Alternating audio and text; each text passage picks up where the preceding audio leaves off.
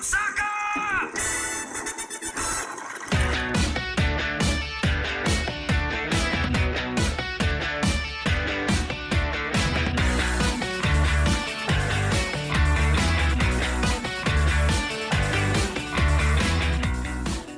Good evening, everybody. And as Boris Johnson is putting pay to any plans you may have of visiting the stadium this time, this side of the millennia, we thought we'd get together and have a quick chat. The announcements are going on as we speak, but you have probably already heard them through. He also spoke already on Prime Minister's question, so we'll have a chat about it and what that might entail for the club.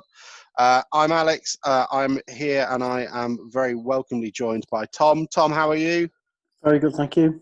Good stuff. You are the only one dressed for the part today. In which town shirt is that? It's the one, I think, Do we do the second year in the conference, maybe? Was it was the one before? No, because the second year was the Liam Hearn one where it was like pinstripe white stripes on it. Oh yeah, I had that one as well. Maybe the year Yeah. after that, then, I don't know. It looks pretty good. It looks quite 90s in sort of its styling. Yes, I like this one actually. And there to giving his sartorial opinions is Henry. Henry, how are you? Finished toiling in the fields? Not quite. Another couple of weeks getting it back in the ground, and then I'm on winter holidays. Just as I can't do anything. What are we up to our knees in at the moment? Medium dwarf wheat, buckwheat? Nothing because it's not in the ground yet. But Give me. I named 2 wheats. You've got to give me that, and then one of them wasn't whole. yeah. You're learning. I'm learning, yeah. And Ian, how are you over there? Yeah, very well, thanks. Only one Lincolnshire based. Yeah, about 5 minutes from the stadium, which is not that it makes any difference at the moment, of course. No, but it did make the difference for one. Yeah, we need an army of fans next time to try and put them off rather than just one air horn. Shall we talk about that bright spot for a moment? So anyone who hasn't seen it, we put it up on our Twitter account and it's on Facebook as well. I think the gentleman's name is Lawrence, and he obviously lives next to the ground and was sat on his garage roof watching the game. And as the Salford player was taking their disputable second penalty, he decided to blow off an air horn, which wasn't successful, but it's at least the effort was there and the thought was there. I thought it was pretty good. Yeah, about the only highlight, it seems. Yeah, exactly. So, I mean, we'll start with that, and we just want to sort of obviously quickly touch on the minor furore, I guess, around some people vehemently opposed to players taking the knee. We don't want to spend too much time on it because there's a lot of football to discuss. Oh, sorry, just before we carry on, for our listeners, I'm wearing the 2013-14 home shirt. The Gateshead shirt. Yeah. Does it have a number on the Anderson back? will be interested, most likely. So, Does it have a number on the back, though? I think it did. I think I had the Nielsen on the back at one point, but it seems to have disappeared. So, much like he did in I some was games. say, like Scott Nielsen in a game. Yeah. So both players agreed to take the knee, and there was some quite angry people about it. Only a few, may I just add, but we were quite happy to sort of stand up for the support of it. Ian, what did you have to say on the matter? As you've mentioned, don't really want to labour the point too much because there is a lot going on around it at the moment. But it's a very, very simple thing. There's people conflating the Black Lives Matters organisation with the movement. And for me, they are two different things. Black Lives Matters organisation, you can choose whether you agree or disagree with what an organisation is doing, and that's entirely your choice. But Black Lives Matters as a movement, there is very, very little room for scope as to whether you think it's right or wrong. Players coming to Grimsby Town of all backgrounds, not just talking about race here, but, sexuality and anything else that they may have going on in their personal lives, need to feel welcomed at our club. We don't want to be seen as some backwater. We've had issues in the past, notably with Aswad Thomas and a few other incidents as well. We are a club that's famously got some black cult heroes at our club, such as Tony Ford and Keith Alexander. And I see no reason why we should be now criticising a Black Lives Matters movement and potentially making some players feel uncomfortable. as you've said yourself, Alex, we had a post that went out on the Twitter account recently, which was liked by a couple of players from the current squad, with us stating our appreciation for them going through the Black Lives Matter movement. Excuse me, the movement rather than the organisation. But it's not just that. Anybody talking really about keeping politics out of football, unfortunately, the two are interlinked. There's so many clubs up and down the country which are linked to political movements that it's just not as simple as that. And it just seems to simply be a refrain for something that gets said around the club that you don't agree with. Unfortunately, nowadays, the situation is that simply we have to be more open-minded as people and learn more about why people, particularly at the moment, obviously black people, are feeling the need to have to come out and publicise their views so widely because things are obviously not going right for them. So we need to learn, we need to be accepting, and as I've mentioned earlier on, we don't want Grimsby to be this backwater club because of a small minority of fans being very vocal. I don't think I could put it better myself. Have you gents got anything else to say on that, or we can move on to the next political matter? I would add that it's not just about making players feel welcome. It's about making fans and backroom. I'm sure Ian alluded to that as well, but just to sort of underline that, it's about making everyone feel welcome, whatever their capacity is at their club, whether it be a supporter, player, member of backroom staff, coach, and yeah, it's an idea. The movement is an idea, and people are certainly getting the wrong end of the stick. Henry, I'd feel rude not coming to you as well. Is there anything you want to say? You're all good. I don't really think I can add anything. I think the nail's been hit on the head there, really. Good stuff. So we'll move on to the bigger political matter that happened today. So Boris Johnson's announcement is going on at the moment, and if you're lucky enough, not like us, not having to listen to a blancmange like Labrador, you'll have probably heard it on PMQs. So the current state of play is that the clubs were looking at returning fans within a week or two today, and at the start of October. I think October the 9th was the date that was sort of ingrained in some sort of sand, but unfortunately that seems to have been moved away. So grounds will stay closed, and from the announcement it looks like they may stay closed for at least 6 months, which could see a massive downturn in the fortunes of the club and other clubs as well. It kind of changes everything that we want to talk about. And we've all had a bit of a laugh with announcing Bogle, and we are a main component of that wonderful furore, and you are welcome for our work in it. we are happy to bring it on.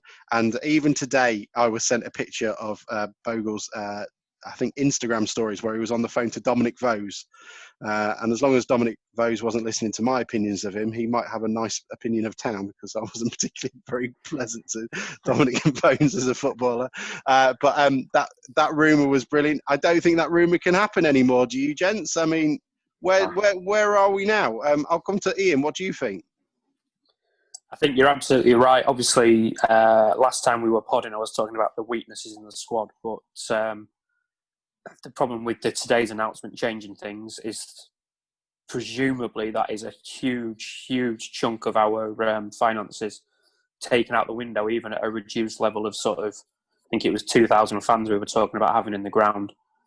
Obviously, the iFollow will make up some shortfall, although whether that covers 2,000 people being in the ground or not was yet to be seen, of course.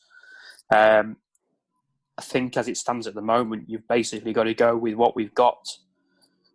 I'm not convinced the squad is strong enough, as I've covered before, but I think it might have been Tom who mentioned in the group chat earlier on that in actual fact, this season might be more played out in the boardroom and the finances rather than on the pitch. Yeah, there's certainly there are certainly some spaces in the squad. Was this something that the club were perhaps preparing for or anything? Henry, what are your thoughts on the current situation? I think we're in survival mode at this point, to be honest with you. Is it full 2008-2009 mode? I think it probably is. I think if we survive this season, we've not got into a mountain of debt and we've stayed up, I think that is a big success, because I think there will be multiple teams by the end of this season that won't exist anymore at this point. Obviously, Macclesfield went... Macclesfield, you're looking at Southend, Wigan, Bolton. I think there's a whole host, and even teams that have overspent and overcommitted already. You can't guarantee any income. I know our fans are good. We'll have a good relative for the league, good amount of iFollow money. I think fans will keep supporting in terms of the club shop and shares.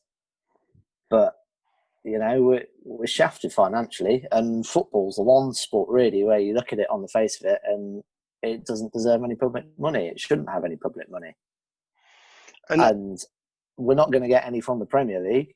So I think it's every man for himself. The squad's probably not where we want it to be in terms of strength and depth, but I mean, if we stay up and we've not gone bust, I think that's a win at this point.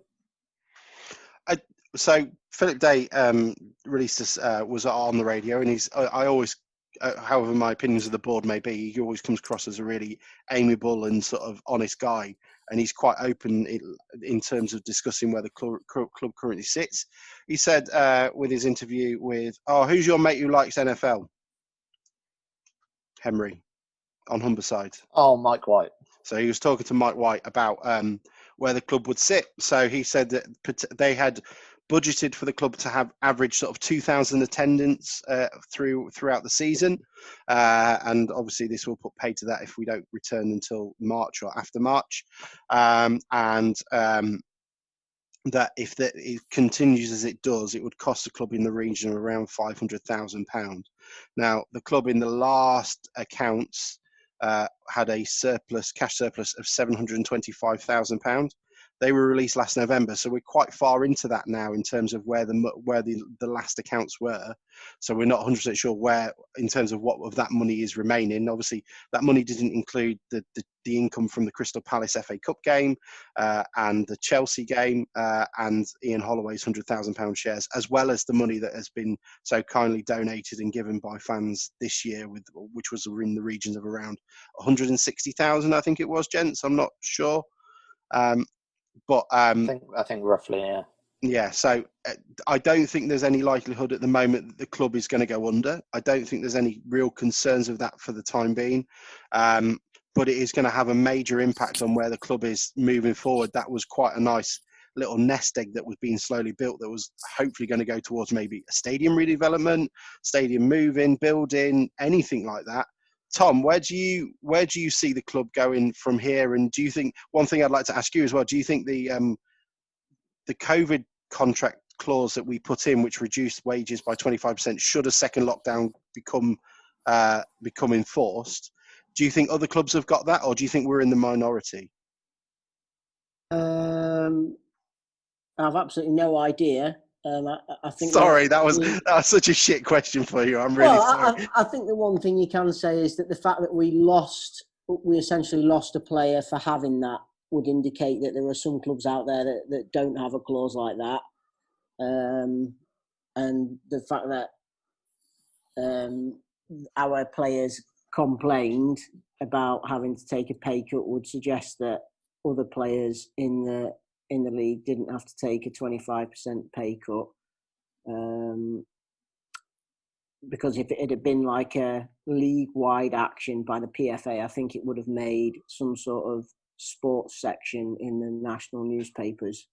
The fact that it didn't make it basically was revealed by Ian Holloway would suggest that it was perhaps only at town. I think it's a huge shame that we're not going to get crowds in, and I've said this before. I think the board definitely deserve credit for us regularly turning a profit. I mean, we turned a profit on a couple of occasions when we were in the conference as well, and I know we have different views about that, but I think it's the fact that we did have that little nest egg does highlight the importance of being financially prudent. And yes, we are a bit cautious, and if we have got £700,000 in the bank, why didn't we just blow it on Bogle? I don't know. I don't know. Even now, I'm wondering why we're not doing it. It sounds stupid. when you look at Macclesfield's plight, Bury, Bolton, I think having that cushion is at the moment even more important. And I'm with Henry that I feel confident that we're not going to go under. I am cautious, however, about iFollow being the sort of saviour. I think short term, it's going to allow people to watch the games. I personally don't tune in. I don't agree with it. I think televised, this is the thin end of the wedge for televised 3 p.m. kickoffs, and they will use this opportunity to make it the norm. And until you've experienced lower league football on the continent where nobody turns up and everybody has a real team who's in the top division, I've been to watch Lincoln before 2016. I know what it's like. I don't think you can have like a genuine appreciation for how it genuinely decimates having all the games in the top flight televised. I don't know, there's a slight cultural difference as well in terms of how you follow football on the continent, but it completely decimates lower league football. I've got a slight experience in France, and the only way I could probably attune it to is in the UK is similar to cricket and similar to sort of county cricket, where towns don't necessarily have a team, but your area or your region would do. Yeah. We go to Aquitaine near Bordeaux quite a lot, and Bordeaux is certainly the team around there. Though Bergerac is a relatively sized town, it'd probably be akin to something of the same size as Accrington or something here. That team is almost in the same sort of levels as Grimsby Borough would be, or such, where everybody just supports Bordeaux. But that doesn't necessarily mean that they even go and watch those games. They're still quite poorly attended.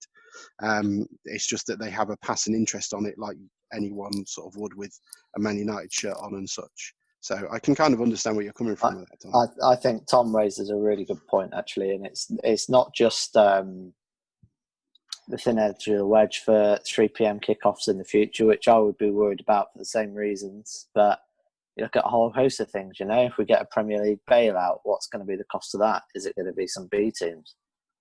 I think we've got to be very careful in terms of what we accept and sort of what doors get opened further down the line. So I think Tom raises a good point with that.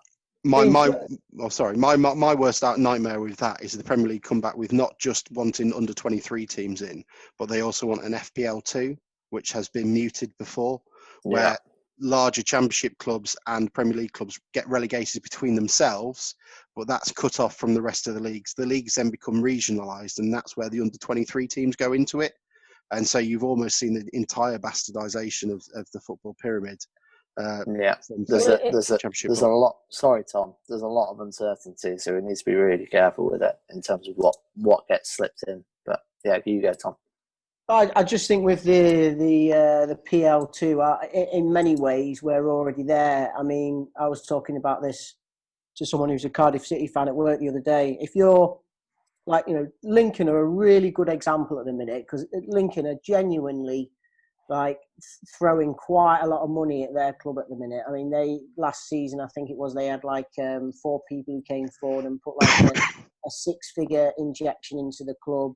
You know, they've got some really wealthy backers. They're clearly signing players that are going to be earning decent. They're obviously well placed as well. You know, where Lincoln is, it's an hour from Sheffield, it's an hour from Nottingham. All right, this is enough. You know, like they're no, but like you have to think about like location. The ability to attract players is in many ways dependent on location. Skegness. The 3 teams that I follow most closely, Grimsby, Skegness and Boston, are all end-of-the-line clubs. And it is in many ways difficult for them to attract players, because you basically have to travel an hour from the main transport network to get to any of them, which is a huge factor in when people consider where they want to move to. And like the PL1, the PL2 thing, like Lincoln, they're chucking money at it, but last year they struggled to even finish in mid-table in League One. Now, if, like, for example, we got into League One, I can't really envisage at the moment, without a huge investor, us being able to get into the Championship and then survive in the Championship. It would be like a miracle if we got to the Championship. And then if we got into the Championship, we'd probably just come straight back down, because you have to throw millions of pounds at it to get anywhere. The fluidity between the... So it's almost like the structure for it is already in place. The structure, it's I ready think, to- is in place. Yeah, I think that's a good point. It's a worry. Well, let's not. Ian, is there anything you want to add to that as well? I'm sorry, I didn't come to you. That's all right. The only thing I would say is I don't know if anybody saw the figures and information that was put out by Colchester about iFollow earlier. Yes. Yeah. In terms of, so just in case anybody hasn't, any home tickets sold, the home club gets the full money from those. On away tickets, they get the first 500 go to the home club, and after that goes to the away team. So essentially what Colchester are concerned about is the fact that teams like Bolton, for example, which are traditionally going to be big, having a larger away following than a lot of clubs in League Two, are actually going to be massively benefiting from this. So they've essentially said that normally they'd expect to get £54,000 from a home game, but they're now looking at getting just £8,000 from this match, whereas Bolton for the match would have got about £600 in a commission payment, but now instead they're going to get £14,000. So essentially Bolton are looking like getting double the money from an away game that even the clubs at home are going to get. So it really is, I know you were touching on it earlier on about a lot of clubs going out of business. It's going to be those traditionally smaller clubs, you know, the ones that get joked about as being tin pot or horrible places to go on a Tuesday night kind of thing, who are going to be the ones that are going to really, really have to dig deep. But does the only thing I about could say, maybe those two fans that go, but yeah.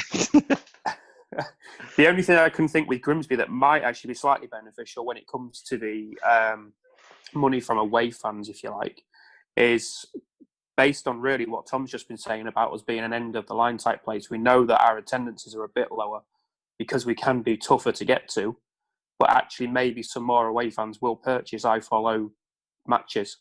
Well, do you think it's going to? Sorry, do you think it's going to?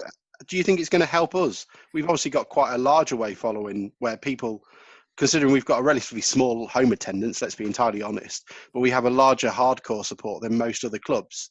Do you think that is going to maybe sort of branch out into the iFollow and we'll actually make some money on away games more regularly than we would do in real life? I think it certainly looks that way, yeah. Feeling like I think those statistics that, and I saw that Colchester's tweet, and I'm glad Ian brought it up because I think it's a really important point. But I think like when if people who are listening are thinking, oh well, that would be a great way to support the club. You know, my personal opinion is that yes, in the short term it is fantastic, but I think if you can resist the temptation and be confident that the club will survive, I think long term, the more people that don't actually support it, the more beneficial, because they're gonna use those statistics because it's all going to be logged. Yeah, we had this many for this game, this many, and they're going to use that to endorse it to say people want to watch football at 3:00. And yes, there'll be you couldn't go. Well, they'll people swing a story any way they want, don't they? And they will use those statistics to demonstrate. And the Premier League, they'll be looking with interest at this as well, because they'll be, like Henry said about keeping the bigger clubs at Championship level. They'll be looking at those like clubs who are getting a lot of people and thinking, well, if we go to like a franchise system, they'll be like top of the list because they get really big viewer numbers, and they'll be down. And I don't know. I think we're on a real. It's a really dangerous point for small football teams that aren't in the top two divisions. They're on a knife edge at the minute, not just because of COVID, but what everything that's being implemented at the minute within the game means in the long term. So let's not get too dystopian. There is a light at the end of the tunnel. We might be able to get out in the sunshine at some point when it's winter. But we have had some games. We've had 4 actually. Does anyone remember the Morecambe game? No. Good. Okay, next one we'll move on. Harrogate. So we drew 1-1 at Morecambe. We lost on penalties. No one cares. And then Harrogate. So Harrogate Harrogate was probably the highlight of the season so far, wasn't it? A very entertaining game. I loved every second of that. I thought we were fantastic. I don't know how you guys felt. I thought the young guys were brilliant. I liked a lot. Liked the lot of them. Harrogate are obviously a recently promoted team. They haven't lost too many of their squad, and they're quite well matched. And they're obviously going to be quite a tough opposition to beat. Obviously, it hammered Southend, but we know how their position is. I was really enjoying that game, and I really liked it. Ian, what did you think? Did you have a chance to watch any of it? Continued with my Checker Trade boycott or EFL Trophy boycott. So okay, I'm just gonna say this. I've got the season pass thing from France or whatever it is, so it's included, which is why I didn't pay for it. That's fine. You justify yourself however you want, Alex. I listened to it on Humberside. Is that allowed? It depends, I think. No, at the end of the day, people do what they want. I think it's a different season, and not a lot of attention is going to be paid to B team boycott or Checker Trade Trophy boycott or anything like that at the moment. I saw the lineup and the results, and obviously the record being broken for youngest appearance and youngest goal scorer now, of course. Lewis Boyd of Healing School. Now, unbelievable. Far be it from me, being as someone who grew up in a village where everyone went to Healing, and I went to the country school. I mean, his life is tough enough as it is going to Healing, but to score that and then to come on and then to score again and then come on again the following week, it was a lot of fun for him, wasn't it? It was a well taken goal. Cracking goal.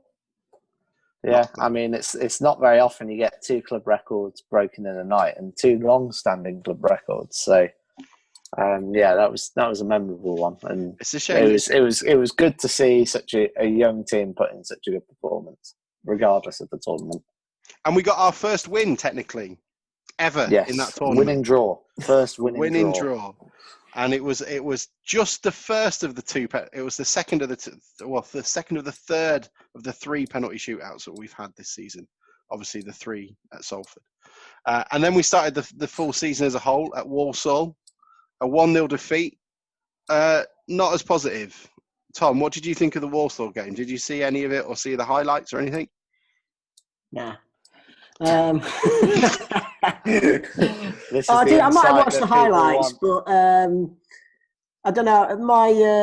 The only thing I would say is that having gone on like sort of what people were thinking pre-season, I think Walsall are probably going to be one of the teams that are up there, and losing 1-0 to them might not look such a bad result come the end of the season. That's my sort of good feeling on Walsall.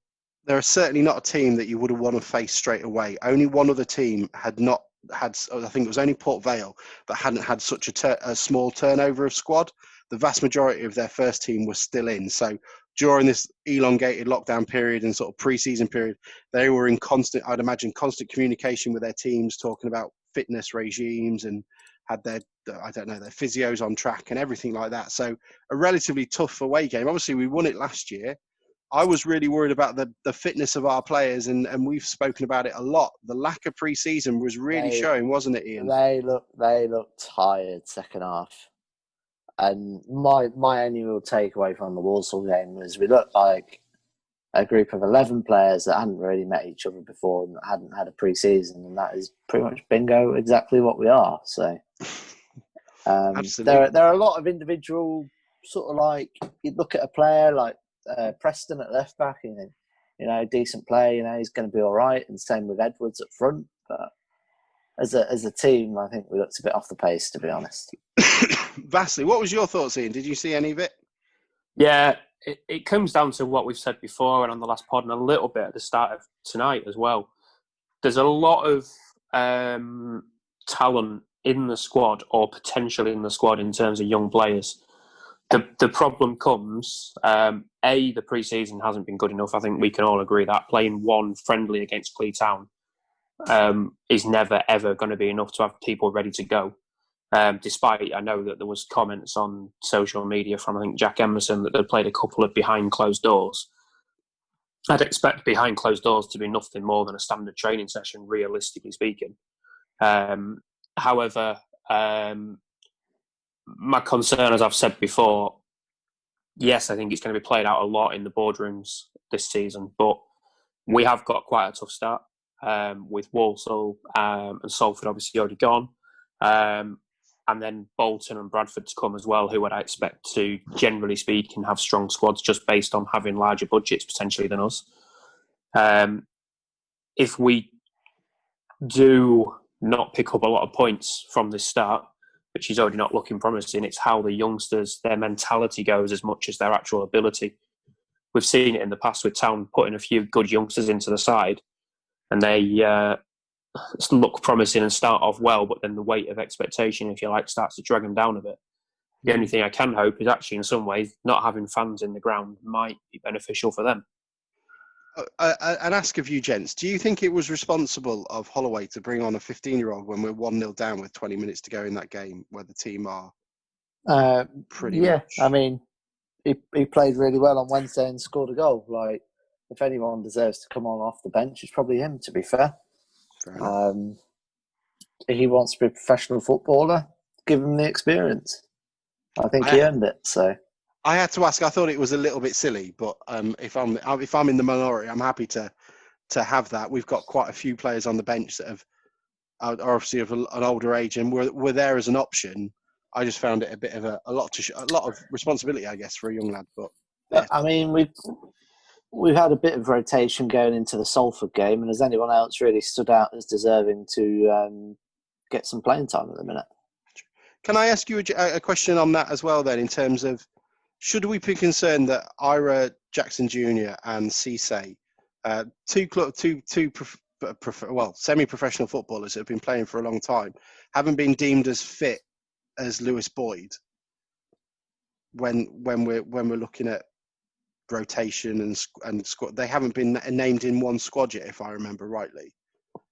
We don't know if they were coming when they joined, whether they were carrying a knock or an injury.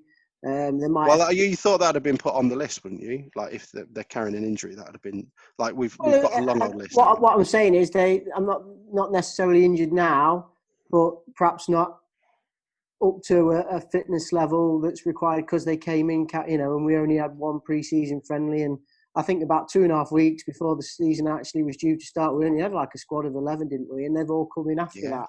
So they might not have changed. It might be a case of you don't want to risk them because they're going to be more likely to be in the squad as the season goes on. Whereas Lewis Boyd is perhaps just being given an opportunity, rewarded for scoring against Harrogate, and realistically is not going to be involved as much as the other two going forward. So with him perhaps being sort of fully fit, I don't know, because he's a teenager, maybe just chuck him on and give, like Henry said, reward him for coming on and smacking one in the top corner. I mean, he didn't just smack it in the top corner, he did a lovely pitch to get the half a yard to have a shot, didn't he, as well? Not that I watched it. He did pretty well. Ian, I just want to return to your point about the difficulties of the teams we're facing at the moment. So 361, we've talked about them a few times, that have put like the projected final positions of all the players, and we've got a relatively tough start for the season. So we've Walsall were expected to finish 11th, then we've played Salford, who are expected to finish 4th. Then the numbers after that for our upcoming fixtures are 7th, 5th, 1st, 15th, 16th and 19th. So the next 3 games are really tough ones in terms of who we've got coming up. Do we expect it to get a bit worse before it gets better? I'm probably asking you guys. I would almost certainly... Sorry, Henry. Apologies. Yeah, you go, Ian. I would almost certainly say yes. And a big chunk of that, unfortunately, has got to go Holloway's way or the backroom's way because of the lack of fitness. The absolute minimum you need when you're going up a team that is expected to be better than you is to be able to challenge and not tire. But as we've said, it is a tough start. My only hope is that, and it's something I think Holloway will do well, is that the mentality in the squad is kept high. Because then they need to be able to recover when they do get to the so-called easier games after that, and not be in the doldrums already. You can see it a lot if a team doesn't win 4 or 5 games. Or we ourselves at Town have seen it 23 games without a win in the past and things. Winning is a habit, as the old cliche goes, and if you forget how to do it, particularly as a newly thrown together squad, then it might become a problem a bit further on as well. So before we move on to the Salford game, then I'd kind of like a question that we should probably have posed. I should have posed at the end, but do you think the club should, given the current situation, be in the market for other players? And if so, should their directions be turned away from someone like Omar Bogle, but to someone a little bit more utilitarian, shall we say? I'll go with you, Henry, first. I think you need. I mean, the squad could always do with more quality, but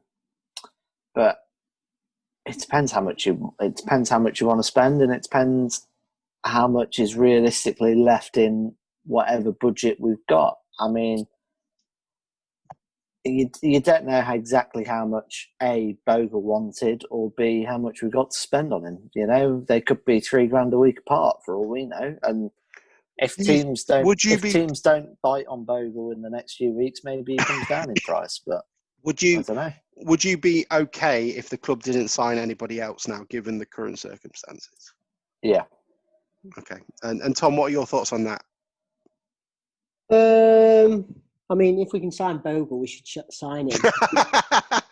I just like this idea that in like 3 years' time, we're handing the keys of Blundell Park over to Lincoln City for an academy. Going, it was totally worth it. We got Bogle. No, but I'm like, yeah, I'm with Henry really. If we don't feel like we can afford to sign someone, I'm sure we'll be fine.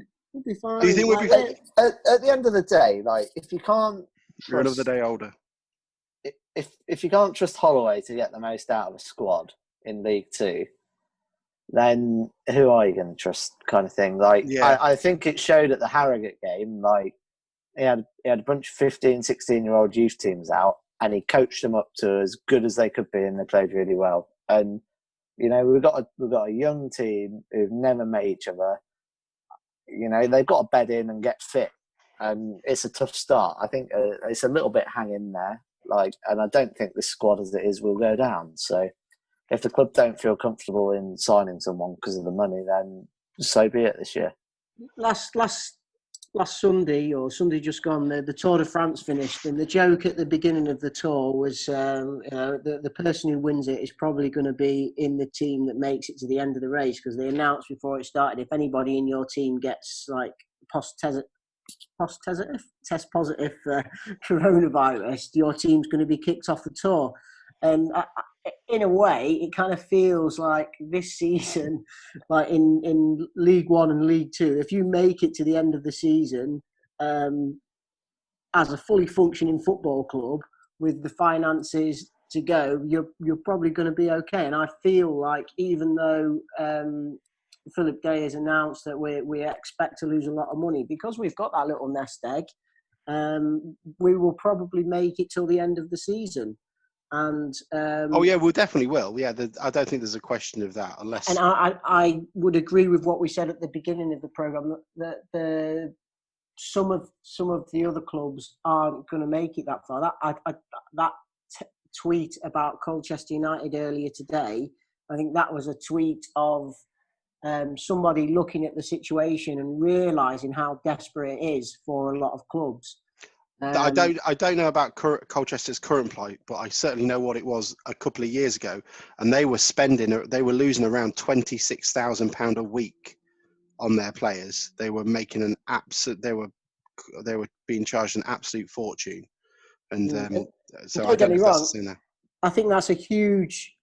A huge shame that we find ourselves in that situation. But from a Grimsby Town perspective, I don't think it's something that we, if you're thinking of like worst case scenario, I think we can survive that worst case scenario, and I think that worst case scenario is good unless like there's a major intervention from the Premier League, which there won't be. I think we're not going to be bottom of the pile, and I also think that let's just give the players. We've signed a load of young players who want to prove something. Let's just give them a go. It'd be fun. Ian, what do you think? Do you think the club would you be happy if the club didn't sign anyone now, given the current changes? Yeah, I wouldn't be so upset either way. I still think that, looking at the squad at the moment, the one thing we could do with is an experienced player up front, because we just don't know what seems to be going on with Hansen, but he's missed a few spells since he's been with us. But, obviously it's going to be finances to dictate, as Tom and Henry have both said. There's going to be clubs almost certainly go to the wall, unfortunately. So it's whether it's worth, for this season, just going with what you've got. Maybe you finish 20th in a 20-team league, but nobody's going to go down from that league then. Yeah. And in actual fact, the finances of the club long-term are more important than anybody you're going to get in at the moment. Unless it's Bogle. What are your thoughts, Alex? Do you go against the grain, or are you generally agreeing with us? I think, yeah, it's a buyer's market, isn't it, gents? I think there are going to be deals done. I think there will be. I wouldn't be disappointed I would be disappointed, but I wouldn't be unhappy or setting torches alight if we didn't sign anyone. If we have to readjust our budget now, then so be it. I think we would be fine. I don't think there's a problem with us going to the end of the season in terms of survival. But I think there are a lot of players still out there that haven't been assigned to a club, and I think today's announcement has just dropped their wages by 25%. And I think it'll be one of these. Sign Bogle. Sign Bogle. I think what might happen is you might find a lot of clubs stay like this until January, and then when that second window opens and the future looks a bit more certain, you might see a couple more clubs going, well, hang on, we're only 10 points off playoffs. Let's sign Bogle from town for $3 million. And you never know. But we'll go. Bogle. Yeah, #announce Bogle. If we signed him, I'd be so excited. I think Bogle should get rid of his agents, because we're doing all the work here. We're doing all the legwork for this guy. Because even if he doesn't come to us, we're getting his name in the paper, whether it be over here in town or over in Ghana. Yeah, we're doing the best we can here. Let's go on to the final game, and then we'll wrap up. Unless anyone has any AOB. We lost 4-0. Just with regard to the Salford game, because we were going to talk about is that what we're going to talk about now? Yes. Oh, sorry, mate. Go on. Do we have to talk about the Salford? I don't think it was as bad as people are making it out to be. We had more shot. Only 3 other teams in the 4 leagues had more shots inside the box than we did. I thought we looked pretty well on the ball. I think the first goal was just lazy and was unforgivable in a way, not just for Hewitt, but for the other players as well. You expect your defence and your captain of a goalkeeper to shout "man on" when you're going through with that kick and you've got your back to a guy. The second penalty I thought was ludicrous. I didn't think it was a penalty. And then after that, I think you're pushing and you just leave yourself open at the back. And that kind of what's happened. I don't know how you gents feel about that. And by the way, I don't really like Salford. They're like Newport, and that's my dog licking, having a glass of water.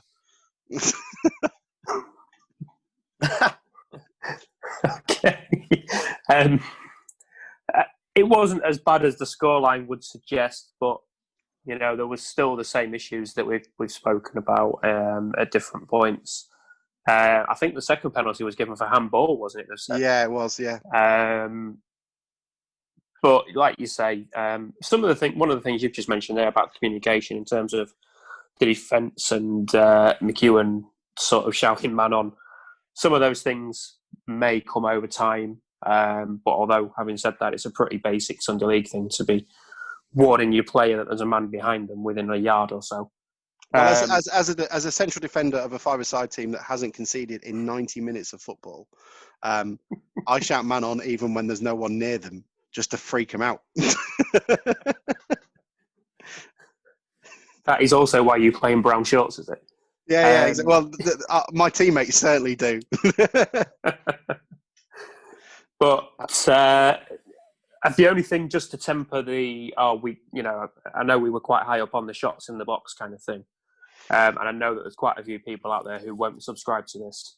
But the XG on it was really low. So we were taking, and you could see it in the game, we were taking a lot of shots that, yes, they were inside the box, but they weren't in kind of positions where you would reasonably expect to score, certainly after the first 30 minutes. Yeah, narrow angles or through a corners body of the box, through bodies, exactly. Okay, that's I know interesting. there was a few early on in the sort of the first half an hour.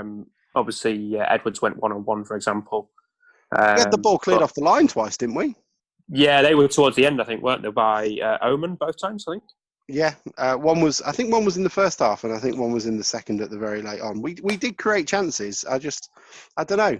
I quite like the looks of O.R. Edwards. I don't know how you guys feel about him, but he feels very much like another act pro, where he's a bit like a Jamie Oliver dish, where you go, that sounds nice, that's good, and then he decides to put banana in chilies or something like that, and he just skews it wide.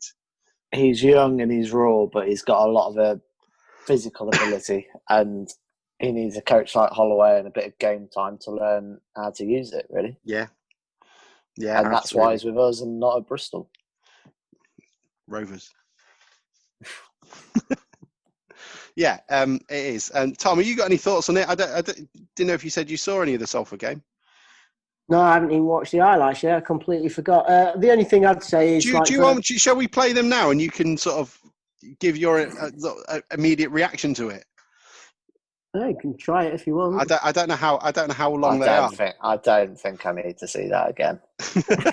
What I will say is, though, from just looking at it, is 3 penalties, same old town story. We lack discipline. We just lack discipline. And there's quite a few people came out and said, Salford were a horrible team. They surrounded the referee and gave him, loads of grief and stuff, and that we need to learn more about the dark arts, blah, blah, blah, blah. If you give 3 penalties away in one game, you are an ill-disciplined team, and that is it. And that is the same. Mate. And then, like Macca, in terms of, I don't know if you remember when... Good save, that one, wasn't it? That wasn't it? When Henderson replaced Macca, I think the one thing that I think everybody noticed about Dean Henderson was that he was talking all the time. That's a penalty, isn't it? Yeah, that was the one where it's sort of no one shouts really man on at him, I don't think. And that's one thing you noticed as well. Walsall, their players, and Wickham were made a point of this. This is the second one, Tom. You'll like this one. There you go. That's the second penalty. Yeah, but I don't know. Like, hang on 2 seconds. Let's see if we can hear that bloke with his air horn. There you go. But Walsall and Wickham have made points of being having their staff and their players being really loud during the game, using it to influence the ref, give some sort of atmosphere. Yeah. I found Blundell Park probably quite naturally was quite quiet. Yes, no different to normal then. No, not really at all. And defending for that goal was terrible. He just waltzed in, didn't he? He did. It was, but I don't think it was as bad as what was made out. But it certainly showed our frailties. Yeah, it's got a handful of shirt there. Penalty. Yeah, 3 stupid penalties. I mean, did he get sent off for that as well? Yeah, he did. Yeah, I mean, there you go. Look, he was 3-0 down at that point. Or was it 3-0 at that point? We were 3-0 down, yeah. 3-0 down. So he's given away a penalty and he's pulled his shirt. So he's got sent off. He's got, just let him score. He's going to score anyway. Let him just do it. He's going to score anyway, yeah. And you haven't got a suspension then. Just engage your brain. That's why they're playing in League Two, because they don't do that. I like this thing of maybe this should become a regular feature if Tom's not subscribing to iFollow, where we just make him watch the highlights as we're sat here. Could be a long winter. Are we inviting the Samaritans onto the pod at the same time then, are we? I'll be honest, Tom's worldview of football in the future sounds like he needs the Samaritans now, never mind later, if I'm being entirely honest. So, I mean, they were the goals. That was it, where we are. We have got Cheltenham next, who are going to be a really tough opponent. They were brilliant last season, weren't they? We always love Cheltenham away, don't we? Always love. I was looking forward to this one because I was going to go to that. Yeah, same. And then you've got Bradford at home. Does it really matter saying home and away anymore? And then we've got Hull in Morecambe at EFL. KC, Burnsy. Burnsy got KC. We're going to be on FM. And then we've got Bolton at the University of Debt. University. It's not an easy run of fixtures, is it? It isn't really. And then it's Leyton Orient away. How gutting is that? We are missing our London game. With I fully expect the Owls boys to be out there in lockdown, just in case. outside the gate. The smell of absinthe was strong that day. But that's sort of what's coming up. And has anyone got AOB before we move on and before we make our ways and go home? No, not really, to be honest. Good. That's where we like to leave our podcast. People feeling desolate and alone. Anything from you, Ian? No, nothing from me, Alex. Good. And from yourself, Tom? Yeah. Good, thank God. I don't want to hear any more Premier League are going to take over the world stuff. It's terrifying me. And that's it. Thank you all so much for joining us. We will see you very shortly. We will do one of these hopefully before the Hull game and go from there. But thank you very much for joining us. Keep safe. Wear a mask. Don't take sweets from strangers. Goodbye.